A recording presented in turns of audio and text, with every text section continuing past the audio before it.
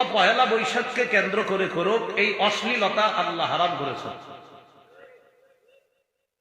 ওয়াল ইসমা ওয়াল বাগিয়া, পাপ করাকে আল্লাহ হারাম করেছেন। ওয়াল বাগিয়া, অন্যায় ভাবে সীমা লঙ্ঘন করা, এগুলাও আল্লাহ হারাম করেছেন। এই আয়াতে ইসমুন এবং বাগিয়ুন নাফরমানির অর্থ দেয়, সীমা লঙ্ঘনের অর্থ দেয়, বাড়াবাড়ির অর্থ দেয়। কোরআনে একটা শব্দ আছে আল উতুবু। উতু শব্দের শাব্দিক অর্থ যদিও অহংকারের কাছাকাছি। এইটা দ্বারা উদ্দেশ্য নাফরমানি করা। সূরা আরাফের 166 নম্বর আয়াতে আল্লাহ পাক রব্বুল আলামিন বলেন, ফালাম্মা আতাউ আম্মা নুহু আনহু কুলনা লাহুম কুনু কিরাদাতান খাসিইন। যখন তারা নাফরমানি করলো, বিরুদ্ধাচরণ করলো, অহংকার করলো ওই বিষয়ে যেই বিষয়ে আল্লাহ তাদেরকে নিষেধ করেছে, তখন আমি তাদেরকে বললাম, তোমরা নিকৃষ্ট বানর হয়ে যাও, তোমরা নিন্দিত বানর হয়ে যাও, ঘৃণিত বানর হয়ে যাও। এই কথা অনেকে মানতে পারে না। একদল মানুষকে সত্যি আল্লাহ বানর বানায় দিছে। এই আয়াতের আবার অনেকে ব্যাখ্যা সাপেক্ষে কয়, রূপক অর্থ কয়, না এটার কোন রূপক অর্থ না, আসলেই বানর, এখানে রূপক না। এটা অনেকে মানতে পারে না। কিন্তু ডারউইন মতবাদ দিল যে বানর থেকে মানুষ, এটা তারা গ্রহণ করলো। বুঝতে হবে হক সবাই গ্রহণ করতে পারে না, তারাই পারে যাদেরকে আল্লাহ হক গ্রহণ করার তৌফিক দান করে। এই জন্য একদল মানুষকে আল্লাহ আসলেই বানর বানায় দিচ্ছে, এর কোনো রূপক অর্থ না। এই জাতিকে আল্লাহ ধ্বংস করে দিচ্ছে। এই আয়াতের মধ্যে আতাও, এটা উতুগুন থেকে আসছে। নাফরমানি করা, সীমালঙ্ঘন করা, বাড়াবাড়ি করা, অহংকার করা। কোরআনে একটা শব্দ আছে সাইয়্যিআহ। ইন্না লিল্লাহি ওয়া ইন্না ইলাইহি রাজিউন।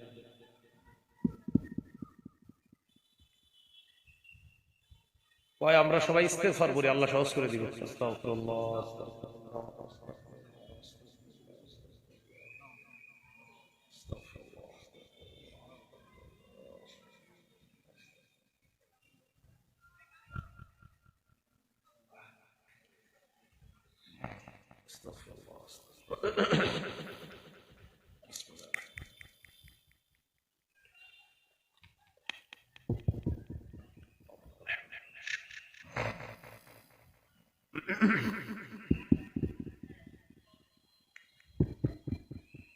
পড়ি আলহামদুলিল্লাহ।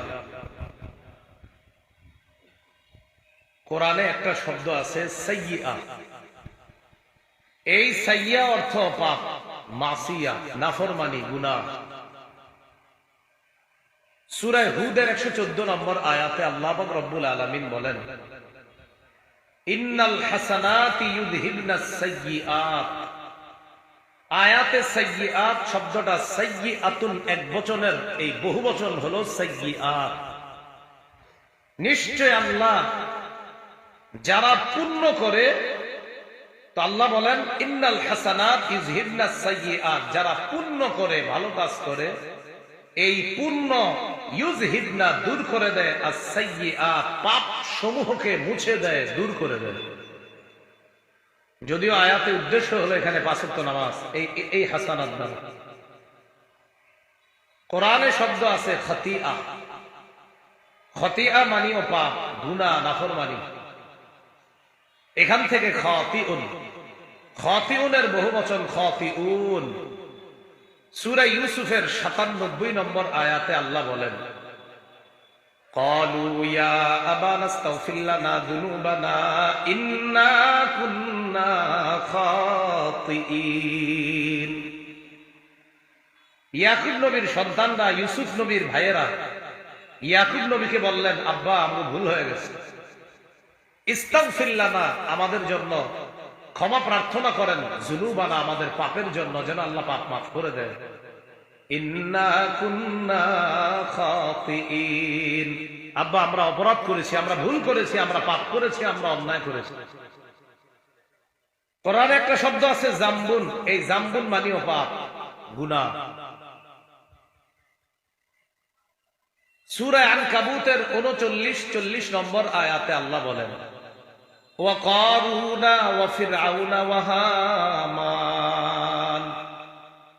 ওয়ালাকাদ জাআহুম মূসা বিল বাইয়িনাতি ফাস্তাকবারু ফিল আরদি ওয়া মা কানু সাবিকিন ফাকুল্লান আখাযনা বিযামবিহি ফামিনহুম মান আরসালনা আলাইহি হাসিবা ومنهم من أخذته الصيحة ومنهم من خسفنا به الأرض ومنهم من أغرقنا কারুন, ফেরাউন, হামান তাদেরকে আমি ধ্বংস করেছি।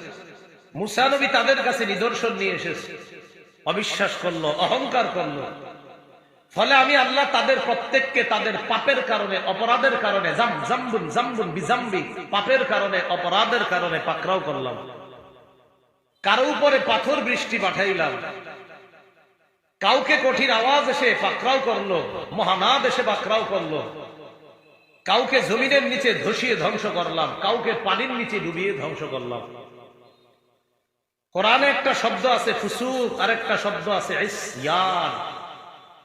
এই দুটি শব্দের অর্থ নাফরমানি, গুনাহ, পাপ। সূরা হুজুরাতের 7 নম্বর আয়াত আল্লাহ বলেন, وَاعْلَمُوا أَنَّ فِيكُمْ رَسُولَ اللَّهِ তোমরা জেনে রাখো তোমাদের মাঝে আল্লাহ রাসূল আছেন। লাউ ইউতিউকুম ফি কাসীরিম মিনাল আমরি লানিতুম নবী যদি তোমাদের সব বিষয়ে অনুসরণ করেন, সাহাবীদেরকে আল্লাহ বলতেছে, সব বিষয়ে যদি নবী তোমাদের অনুসরণ করেন, সব বিষয়ে তোমাদের কথা শুনেন, লানিতুম তাহলে তোমরাই বেশি কষ্ট পাইবা। সব বিষয়ে নবী তোমাদের কথা শুনতে হবে না। নবী বুঝে শুনেই তোমার সিদ্ধান্ত নেবে তোমাদের কোন কথাটা নবী রাখবে আর কোনটা রাখবে না। সব যদি নবী রাখতে যায় তো তোমরাই বেশি কষ্ট পাবে। ওয়ালাকিন্নাল্লাহা হাব্বাবা ইলাইকুমুল ঈমান তবে আল্লাহ তোমাদের অন্তরে ঈমানকে আল্লাহ পছন্দনীয় করে দিয়েছেন। কাদেরকে বলছে বলেন সবাই? সাহাবা। আরো জোরে বলেন, কাদেরকে? আবার বলেন। আল্লাহ বলছেন সাহাবায়ে কেরামকে, ঈমান তোমাদের অন্তরে হাব্বাবা পছন্দনীয়। আল্লাহ তোমাদের অন্তরে এমন ভাবে ঈমানকে ফিট করে দিয়েছে যে ঈমানটা তোমাদের কাছে ভালো লাগার একটা কারণ বানায় দিয়েছে। কাদেরকে বলছে? একটু জোরে এই নামটা বলবেন, কাদেরকে? আরো জোরে বলেন। সাহাবাদের ইজ্জত রক্ষা করতে হবে। হ্যাঁ, কুমিল্লার উলামায়ে কেরাম আশা করি ভবিষ্যতে শানে সাহাবা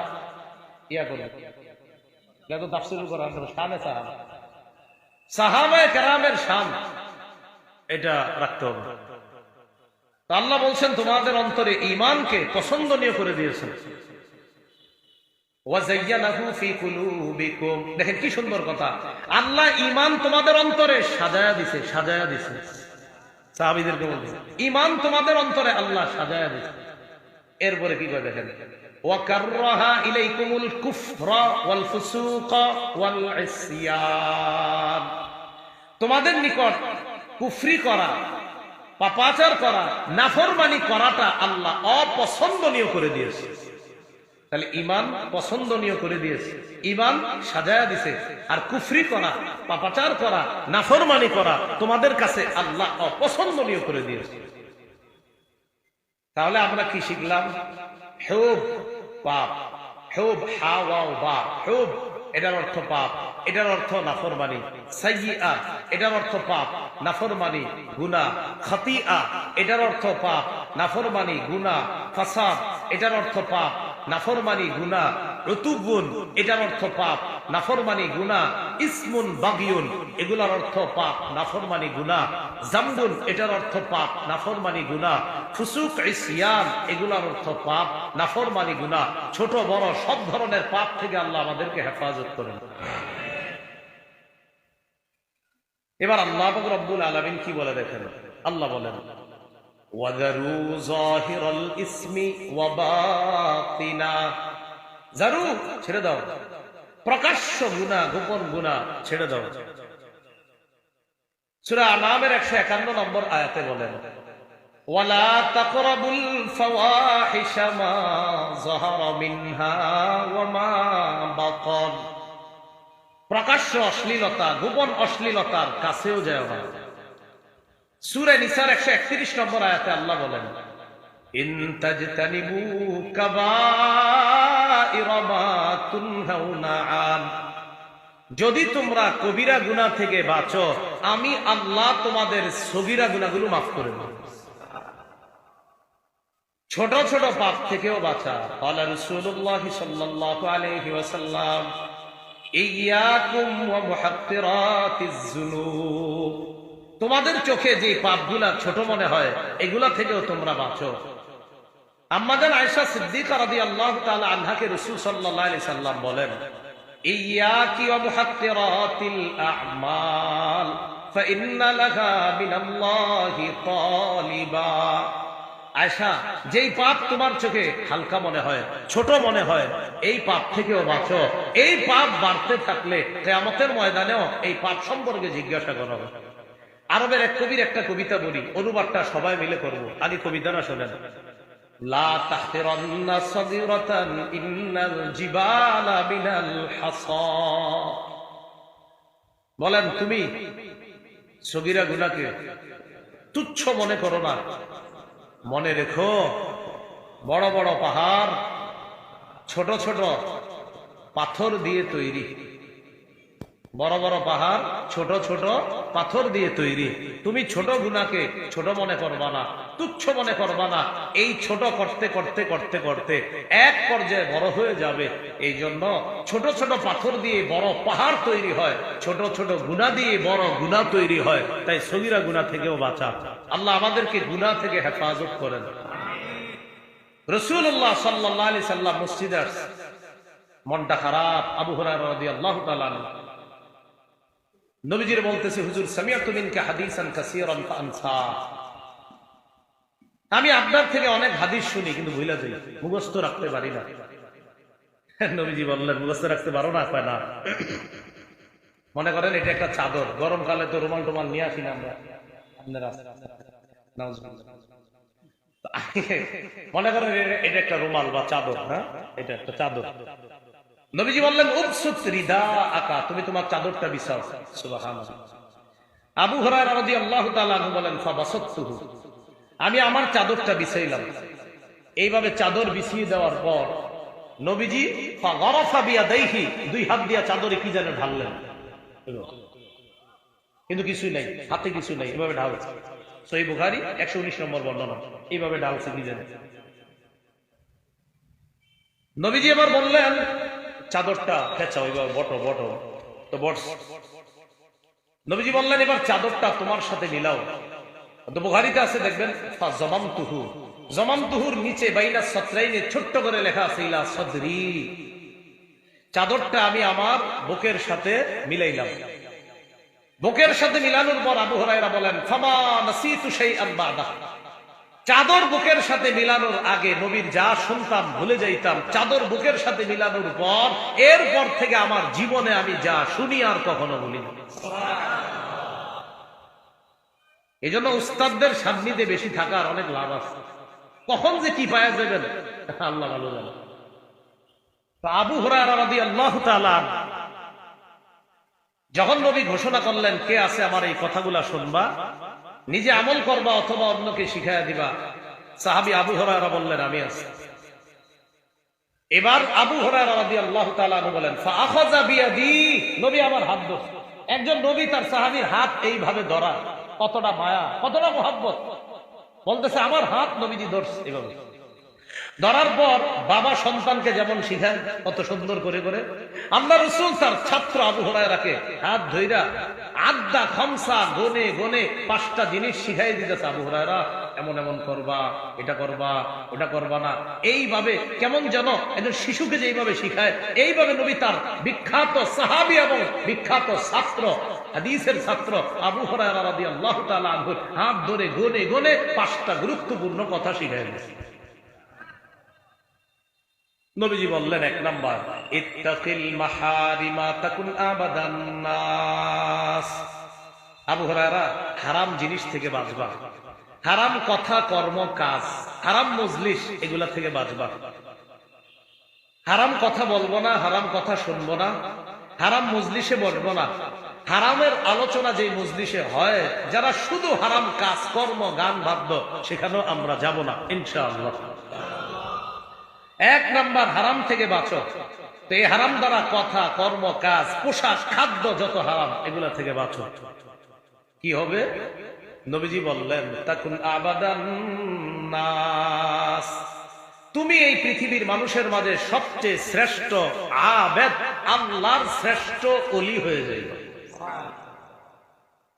2 নাম্বার, ওয়ারদা বিমা কাসামাল্লাহু লাকা তাকুন আগনান নাস, আল্লাহ তোমার বন্টনে যা দিছে এতে তুমি সন্তুষ্ট থাকো, এই পৃথিবীর মানুষের মাঝে তুমি সবচেয়ে স্বনির্ভর, মনের দিক থেকে সবচেয়ে ধনী মানুষ হয়ে যাবে। 3 নাম্বার, ওয়া আহসিন ইলা জারিকা তাকুন মুমিনা, প্রতিবেশীর সাথে উত্তম আচরণ করবা, খাঁটি ইমানদার হয়ে যাবা।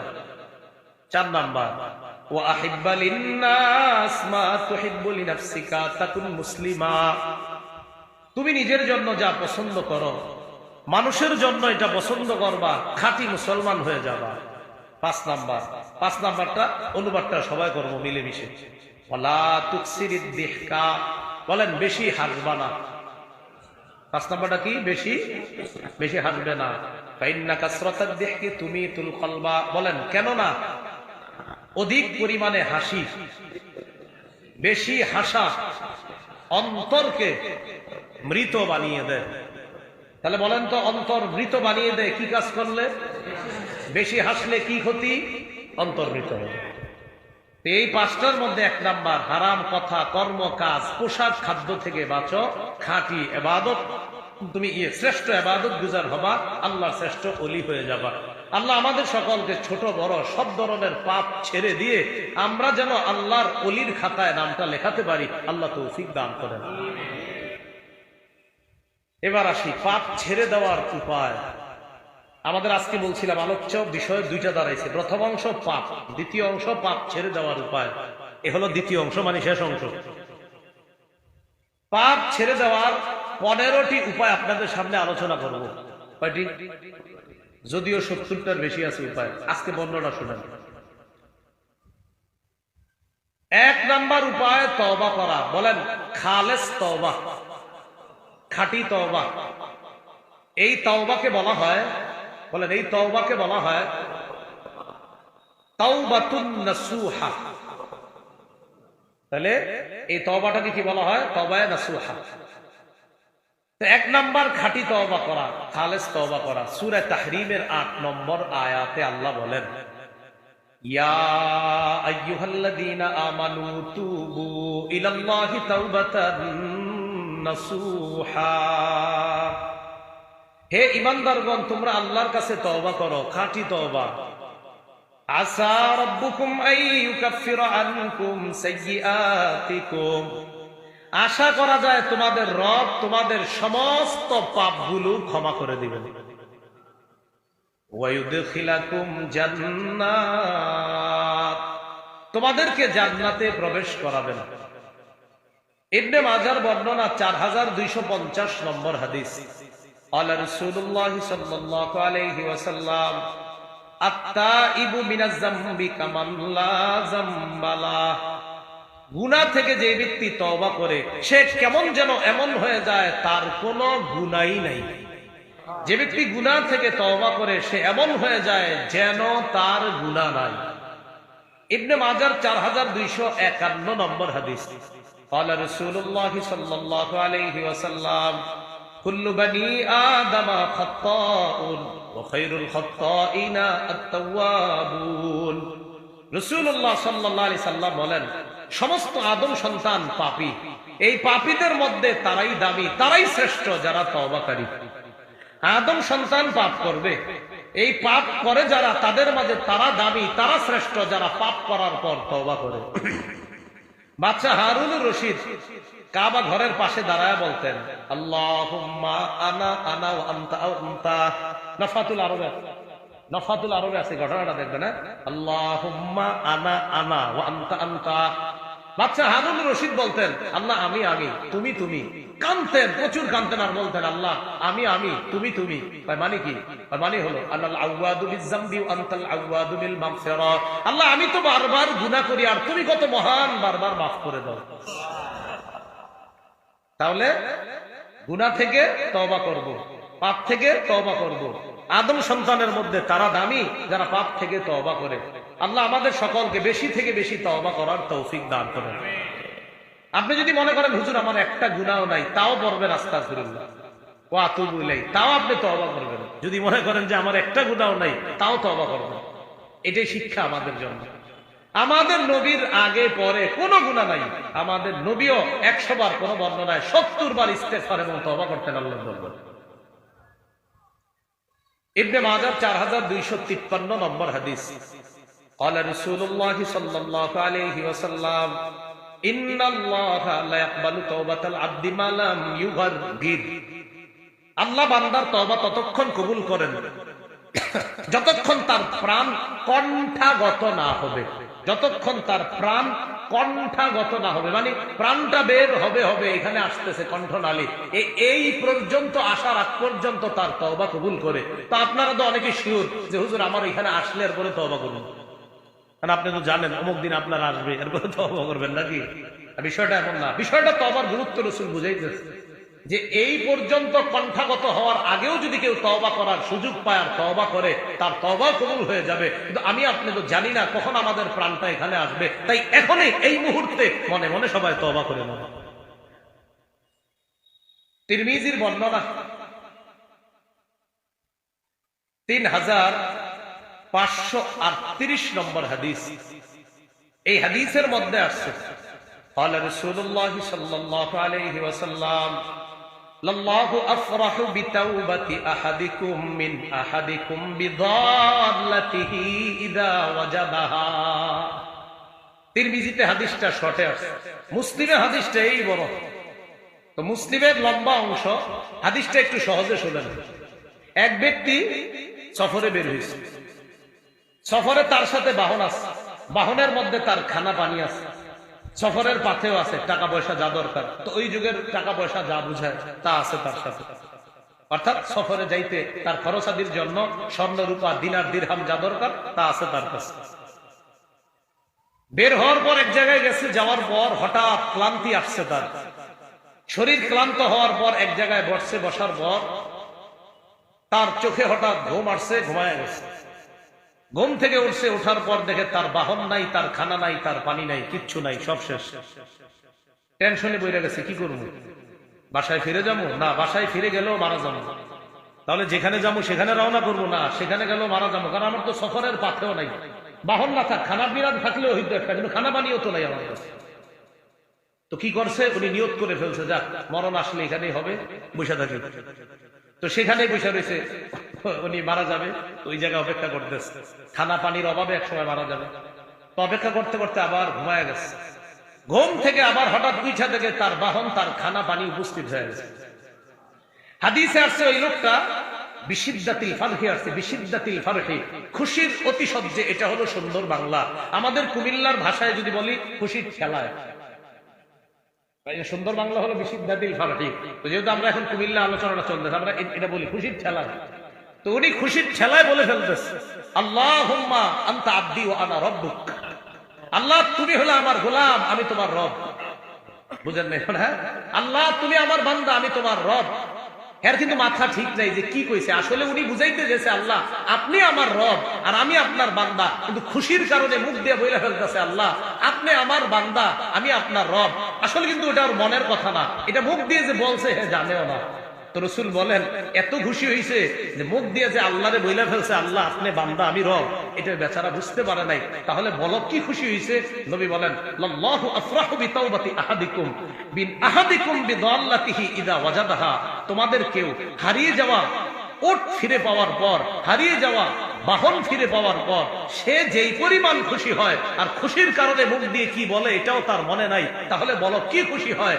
তোমাদের কেউ তওবা করলে এর চাইতে কোটি গুণ বেশি আল্লাহ খুশি হয়। সহিহ মুসলিমের বর্ণনা 2759 নম্বর হাদিস, 2759। আমাদের মাদ্রাসা পাঠ্যপুস্তক অনুসারে সিরিয়ালটা, হাদিস সংখ্যা হবে 3033টা।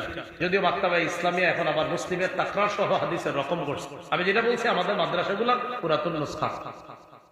এই হাদিসের মধ্যে আসছে ক্বালা রাসূলুল্লাহ সাল্লাল্লাহু আলাইহি ওয়াসাল্লাম ইন্নাল্লাহা ইয়াবসুতু ইয়াদাহু বিল-লাইল লিয়াতুবা মুসিউন নাহার ওয়া ইয়াবসুতু ইয়াদাহু বিন-নাহার লিয়াতুবা মুসিউল লাইল।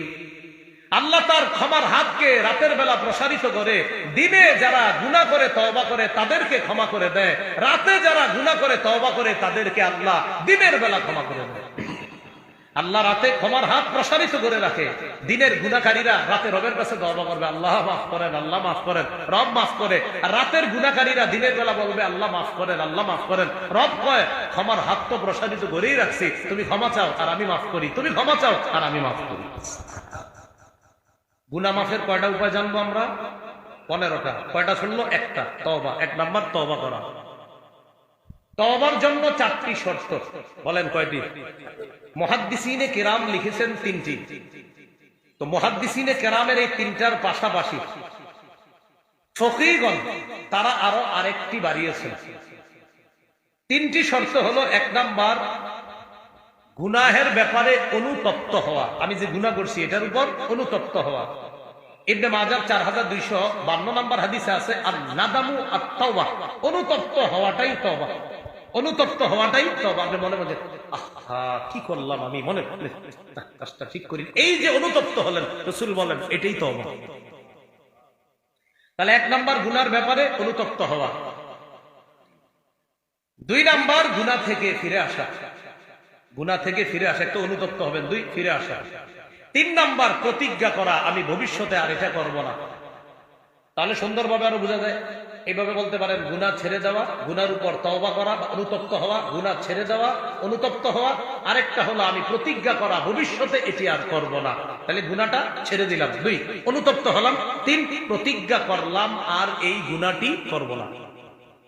4 আরেকটা বাড়িয়েছে উলামায়ে কেরামের, বিজ্ঞ উলামায়ে কেরামের আরেক দল, যদিও এটাই জরুরি ছিল 4 নাম্বারটা। বান্দার হক নষ্ট করা জাতীয় গুনাহ যদি থাকে তো ওই বান্দার কাছ থেকে মাপ চেয়ে নেওয়া। বান্দার হক নষ্ট করছেন আপনি, তো আপনি এতক্ষণ যে 3 শর্ত জানলেন, এই 3 শর্ত হলো আল্লাহর হক নষ্ট করার। যিনি নাফরমানি করছেন তো রব এই 3 শর্তে ক্ষমা করবে, যে আমি আর এই গুনাহ করব না, আমি অনুতপ্ত হইলাম, আমি গুনাহ ছেড়ে দিলাম, তো রব ক্ষমা করে দিবে। কিন্তু আরেকটা হলো বান্দার হক নষ্ট করছেন, এটা রব ক্ষমা করবে না। তো যাদের হক নষ্ট করা হয়েছে তাদের কাছ থেকে ক্ষমা চেয়ে নেওয়া, এই হলো গুনাহ মাফের 1 নাম্বার উপায়, তওবা করা। আল্লাহ আমাদের সকলকে তওবাতুন নাসুহ যেটাকে বলা হয়, খাঁটি তওবা করে যেন আমরা একদম গুনাহ থেকে নিষ্পাপ হয়ে যেতে পারি, আল্লাহ তৌফিক দান করেন।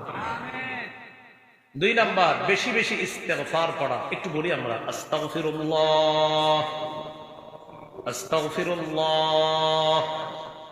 এটা পড়তে কি কষ্ট হয়? এটা পড়বেন সবসময়। কৃষি কাজ করেন পড়বেন, বাসে বসে রয়েছেন পড়বেন। সূরা আলী ইমরানের 132 নম্বর আয়াতে আছে ওয়াল্লাযীনা ইযা ফাআলু ফাহিশাতান আও যালামু আনফুসাহুম যাকারুল্লাহ ফাস্তাগফিরু লিযুনুবিহিম ওয়া মান ইয়াগফিরুয যুনুবা ইল্লাল্লাহ ওয়া লাম ইউসিররু আলা মা ফাআলু ওয়া হুম ইয়ালামুন।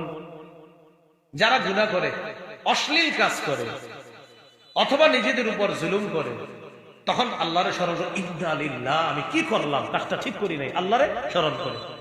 ফাস্তাগফিরু লিযুনুবিহিম, গুনার জন্য তখন ক্ষমা প্রার্থনা করে, আস্তাগফিরুল্লাহ, আস্তাগফিরুল্লাহ, ছি ছি আমি এটা কি করলাম। আবার সে এটাও জানে ওয়া মান ইয়াগফিরুয যুনুবা ইল্লাল্লাহ, আল্লাহ ছাড়া ক্ষমা করবে কে। ওয়ালাম ইউসিররু আলা মা ফাআলু ওয়া হুম ইয়ালামুন, জেনে শুনে ওই গুনাহটার উপর আর অটল থাকে না, ওই গুনাহটা আর বারবার করে না। তো আল্লাহ পাক রব্বুল আলামিন ইস্তিগফারের কারণে ওই বান্দার পাপগুলো ক্ষমা করে দেন। সূরা নূহের মধ্যে তো আছে ইস্তিগফারের উপকারিতা। আল্লাহ বলেন ইস্তাগফিরু রাব্বাকুম ইন্নাহু কানা গাফফারা ইউরসিলিস সামাআ আলাইকুম মিদরারা ওয়া ইউমদিদকুম বিআমওয়াল ওয়া বানিনা ওয়া জান্নাত। ওয়ায়াজআল লাকুম আনহারা। তোমরা ইস্তেগফার পাঠ করো, রবের কাছে ক্ষমা চাও। এক নাম্বার উপকার, ইন্নাহু কানা গাফফারা, আল্লাহ অধিক ক্ষমাশীল, আল্লাহ মাফ করে দিবেন। বিশ্বাস করেন ইস্তেগফার যত পড়বেন গুনাহ তত ঝরবে। আর আজকে তালেবে ইলমের অনেক বেশি, মাদ্রাসা ছাত্র সংখ্যাও বেশি, কারণ মাদ্রাসা বন্ধ। ইস্তেগফার যত পড়বেন গুনাহ তত ঝরবে, গুনাহ যত ঝরবে মেধা তত বাড়বে। এজন্য বেশি ইস্তেগফার পড়া আর গুনাহ ঝরানো, আর গুনাহ ঝরলে মেধা বাড়বে। আর খালি ইলেকট্রনিক মিডিয়া থেকে একটু দূরে থাকবেন, তো দেখবেন মেধা কত ভালো থাকবে। ছাত্র ভাইদের জন্য তো এক নাম্বার গুনাহ ক্ষমা করে দিবেন আল্লাহ। দুই নাম্বার, ইরসিলিস সামাআ আলাইকুম মিদরারা। ইস্তেগফার পড়লে এই যে আমরা বৃষ্টি দরকার হয় না, কেমনে আপনারা মাহফিল করছেন, এর লেগে আল্লাহ দিচ্ছে না। আপনারা তো এলাকাবাসী দেখতেছেন অন্তত আল্লাহ আসতে না হোক, অন্যরা চায় হোক। এই এলাকার যারা এরা মাহফিল করছে না, আজকে নাও। তো যাই হোক, আসলে বিষয়টা এমন না। আল্লাহ যখন বৃষ্টি দিবে আমরা খুশি, এটা আমাদের মাহফিল এটা হোক না হোক এটা না, তো আল্লাহ যেটা খায়ের মনে করবে, মঙ্গল মনে করবে, সেটাতে আমরা খুশি। হ্যাঁ, ঠিক না? তো যাই হোক, যদিও মাহফিল আয়োজকরা সবসময় চায় হুজুর বৃষ্টিটা আজকে যেন না হয়, দোয়া চাই। ইস্তেগফার পড়লে দুই নাম্বার উপকার, ইরসিলিস সামাআ আলাইকুম মিদরারা, আসমান থেকে মুষলধারে বৃষ্টি। এটা তার উদ্দেশ্য এখানে রহমত, বৃষ্টির মতো রহমত আল্লাহ নাজিল করবেন। কিন্তু মুফাসসিরিনে কেরাম অনেক ব্যাখ্যা লিখছে এটা। তিন নাম্বার, ওয়ায়ুমদিদুকুম বিআমওয়াল, সম্পদের অভাব, তো ইস্তেগফার পাঠ করেন। হুজুর টাকা পয়সার অভাব, ইস্তেগফার পাঠ করেন। আল্লাহ বলেন তোমাদেরকে আল্লাহ সম্পদ দ্বারা সাহায্য করবেন। চার নাম্বার, ওয়াবানিনা, সন্তান আপনার হচ্ছে না, আপনি খালি অমুক জমুক জায়গায় দৌড়ান আর সন্তান যান। তান্ত্রিক মান্ত্রিক আরো কত কিছু লেখা থাকে, অ্যাডভারেজ থাকে, সেখানে যান আপনারা। এই তন্ত্র মন্ত্রের কাছে না যায় ইস্তেগফার পাঠ করেন, আশা রাখেন আল্লাহ সন্তান দান করেন। আরে বানিনা বলছে তো আল্লাহ, তো কেন একিন করবো না আমরা? আল্লাহ তো বলছে বানিনা, সন্তান দ্বারা সাহায্য করবেন। ওয়াজআল লাকুম জান্নাত, যাদের ক্ষেত খামার আছে, কৃষি কাজ করেন, তো এরা কিন্তু ক্ষেতের পাগল, জমির পাগল। আপনাদের জমি জমা দরকার হালাল ভাবে, ইস্তেগফার বেশি পাঠ করেন। আল্লাহ পাক রব্বুল আলামিন জান্নাত, জান্নাত বাগান, উদ্যানের মালিক বানায় দিবেন। এখানে প্রথম তাফসীর হলো দুনিয়াতে, দুনিয়াতে উদ্যান। ওই যে জাতিকে আল্লাহ বলছে তাদেরকে আল্লাহ ওয়াদা করছে, তোমাদের তো বাগান দরকার, উদ্যান দরকার, আমি আল্লাহ তোমাদেরকে উদ্যান বাগান দেওয়ার, বাগান দিয়ে সাহায্য করার ওয়াদা করলাম। তাহলে গুনাহ মাফের দুই নাম্বার উপায় ইস্তেগফার পড়া। তিন নাম্বার উপায় আমার সাথে একটু বলেন, বলেন, ক্ষমা পাওয়ার আশায় ক্ষমা চাওয়া। সুন্দরভাবে আবার মনে রাখবেন, বলেন, ক্ষমা পাওয়ার আশায় ক্ষমা চাওয়া। সহিহ তিরমিজির বর্ণনা 3540 নম্বর হাদিস। আল্লাহ পাক রব্বুল আলামিন হাদিসে কুদসির মধ্যে বলেন, ইয়া ইবনা আদম ইন্নাকা মা দাউতানি ওয়া রাজাউতানি গফারতু লাকা আলা মা কানা ফিকা ওয়ালা উবালি। হে আদম সন্তান, তুমি যতক্ষণ ক্ষমার আশায় আমাকে ডাকতে থাকো। আবার বলছি, আল্লাহ বলেন তুমি যতক্ষণ ক্ষমার আশায় আমাকে ডাকতে থাকো, আমি তোমাকে ততক্ষণ ক্ষমা করতেই থাকবো। আর আমি আল্লাহ এতে কোনো পরোয়া করি না। আমার বান্দা ক্ষমার আশায় আমারে ডাকবে আর আমি ক্ষমা করব না, এটা হতে পারে না। তুমি ক্ষমার আশায় যতবার ক্ষমা চাও আমি ততবার তোমাকে ক্ষমা করি, এতে আমি আল্লাহ কারো পরোয়া করি না। এরপরে আল্লাহ বলেন, ইয়া ইবনা আদম লাউ বালাগাত যুনুবুকা আনানাস সামা সুম্মা ইস্তাগফারতানি গফারতু লাকা আলা মা কানা ফিকা ওয়ালা উবালি। আকাশের চূড়ায় গিয়ে যদি তোমার গুনাহ পৌঁছে যায় আর তুমি যদি আমার কাছে ক্ষমা চাও ক্ষমার আশায়, আমি এই পরিমাণ গুনাহ তোমাকে মাফ করে দিতে আমি আল্লাহ কারো পরোয়া করি না।